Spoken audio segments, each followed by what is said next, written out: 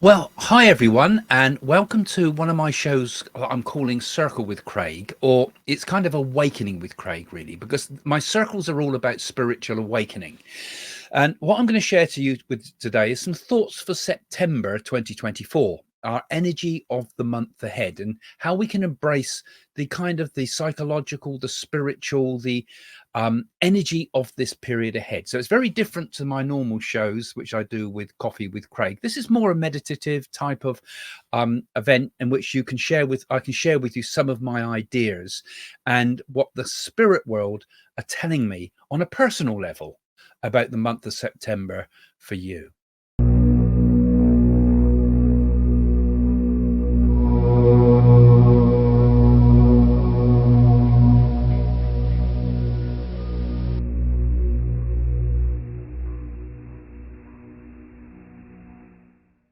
So every month has a certain energy to it, doesn't it? There's a certain energy for the month itself because of the way it is set in the time of the year. The energy of each month and each year changes according to the astrology and the energy influences that are around us astrologically at the moment. And we can interpret those by looking at the planets and the stars and things, but each of us kind of feels the energy around us at any particular time. Well, I mean, we see it collectively in the news and things like this, but we also feel it within ourselves. We feel it energetically, and I want to share some thoughts with you each month about the energetic qualities of the month ahead and how you can learn from it, how you can develop from it, and how you can benefit, and what's the best type of things that you could be embracing at this time. This is the change of the season at the moment, isn't it, from September? It's a time when we're moving from the summertime into the autumn months, or the fall as you call it in America, and the natural world is in a state of letting go. The days are becoming shorter, the air is cooler, the leaves are beginning to fall from the trees. And this is the time in the year, naturally, that invites us to reflect upon the idea perhaps of non-attachment, because we're letting go of the past. Nature's letting go of the past. It's entering a new season.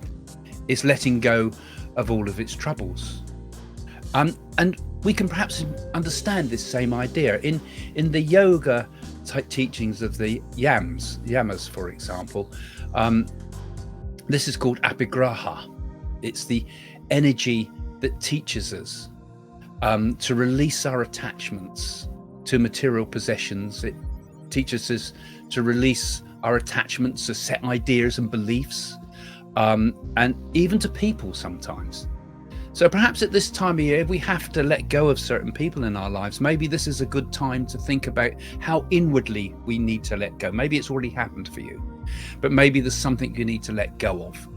Maybe there's something in you that you need to let go of. Maybe some anger that's happened in the period ahead. Maybe because summer months can be quite hot-headed, people can get. So maybe we've got to let go of some of those things. Let go of any pain, let go of any hurt, let go of any troubles, because so often half our problem is usually the way we cling on. We cling on to suffering, don't we? Pain is inevitable in life, troubles are inevitable in life, but suffering is optional. So this is a time, I feel, for letting go of the past. Just as the trees let go of their leaves, we're invited to release what no longer serves us. We can reflect on the summer and how it has passed, and we can experience the joys of those changes. Think about what you're holding on to at the moment. What is preventing you from moving forward? What is it you need to let go of? What old patterns do you need to let go of? What relationships perhaps do you need to let go of? What bad habits in yourself do you need to let go of? What is no longer aligned with what's good for you, what's good for the highest good, what's good for the best? What is holding you back? When we cling, we often bring suffering with it, don't we?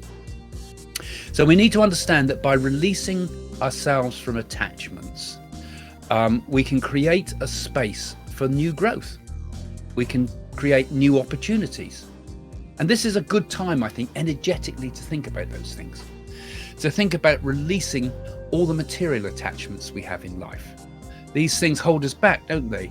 And this is perhaps the perfect time now. This is the perfect time to perhaps also to declutter your life a little bit too. I mean, our lives are full of so much junk.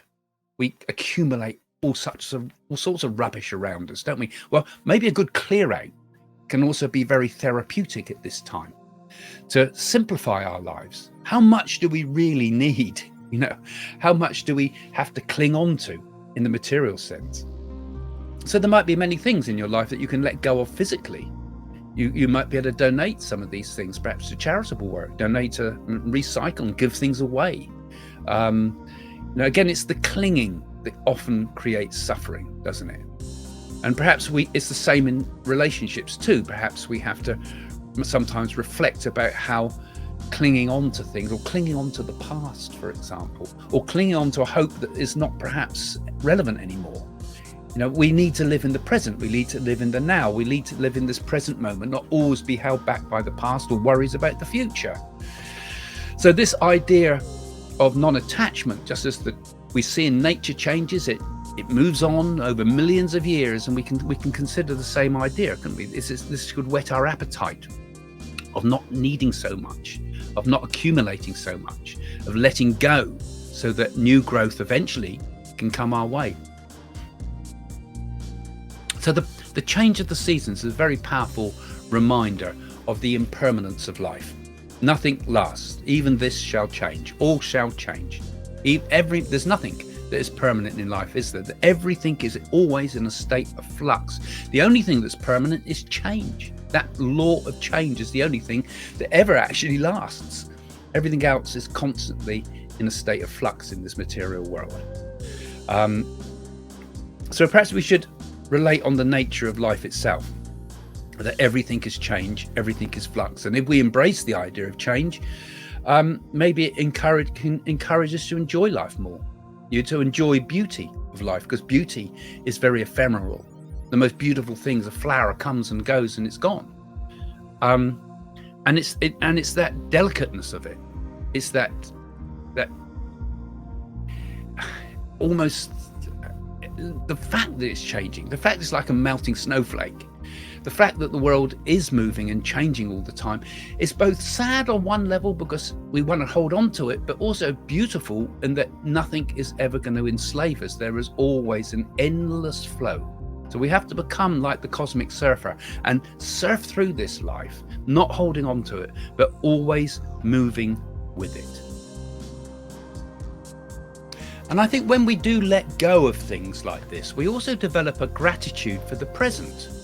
We realize what there is in our life. You know, instead of worrying all the time about what's been or what will be, let's look at what we have now.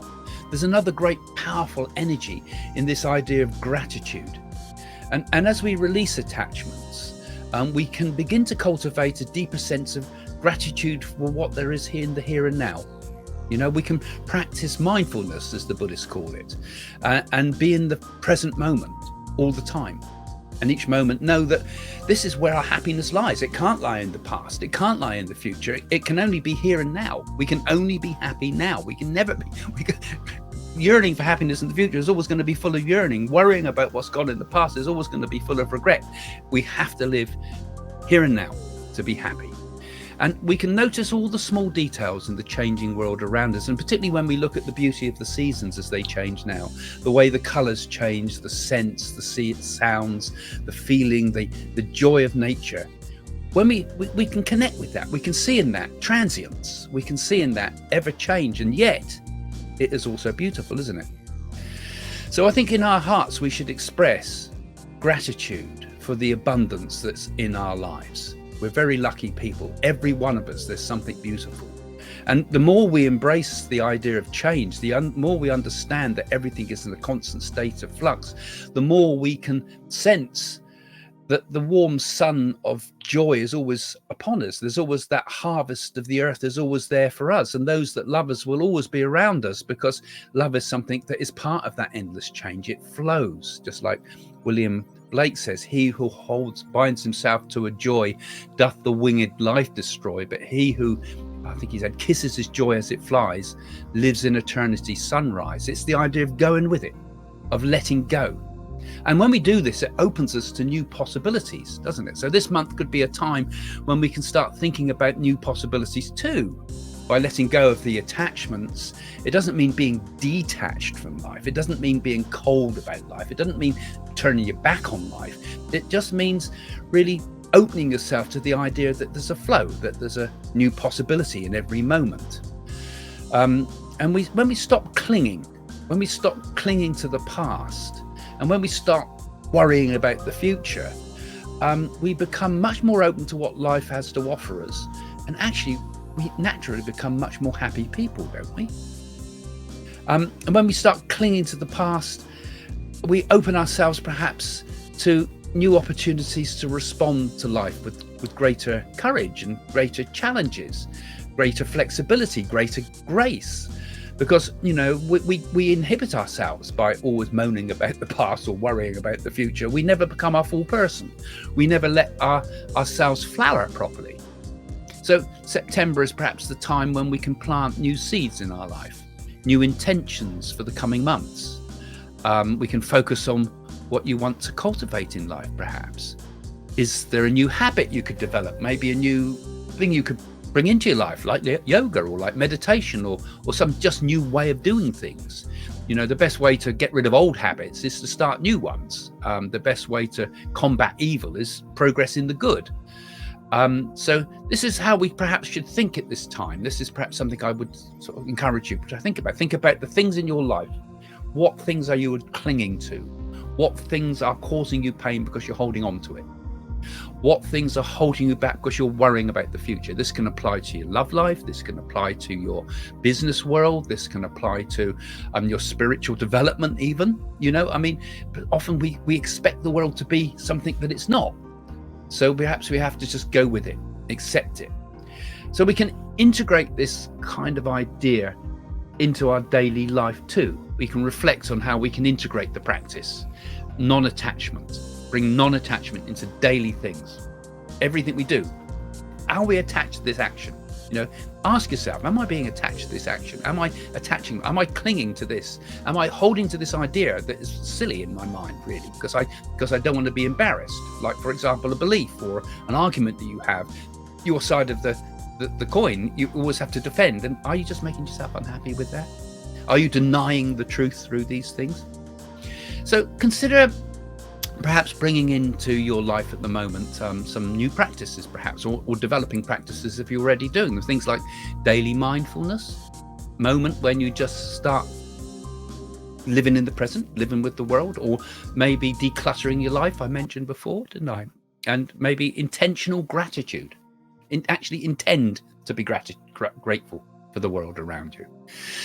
So in this way, we can kind of embrace the energy that I feel is here in this energy of September and this period that we're in at the moment. I just feel it's a time when everybody could be a lot happier if we all let go a little bit more. Look at the world around us, all these dead serious people all the time, so serious about the world, so greedy for their own standpoint. You know, wouldn't it be nicer if people took time to sort of be more gentle, to release the energies and think about renewal? You know, I think, you know, we talk on this channel, don't we, a lot about, you know, the future and the world and the troubles in the world, but, you know, we've got to start thinking also, how can we become better and different people? You know, how can we make our lives better? And this is just one of the ideas. This idea of non-attachment, I think, can become a very powerful force when we embrace it. And remember also, when you're letting go, you're not actually losing anything. It's all still there. You're just making some space for something new to grow. You're letting go of the pain mainly. Everything we cling on to usually backfires. So we flow with it. We run with it.